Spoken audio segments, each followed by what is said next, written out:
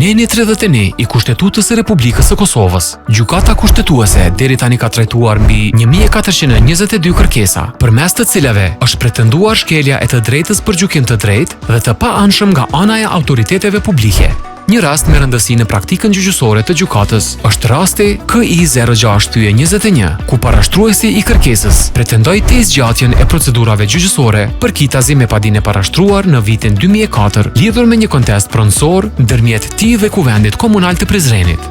Gjykata konstatoi se kohëzgjatja e procedurave para gjykatave të rregullta për më tepër se 16 vite përbën shkelje të së drejtës për një vendim gjyqësor brenda një afati të arsyeshëm.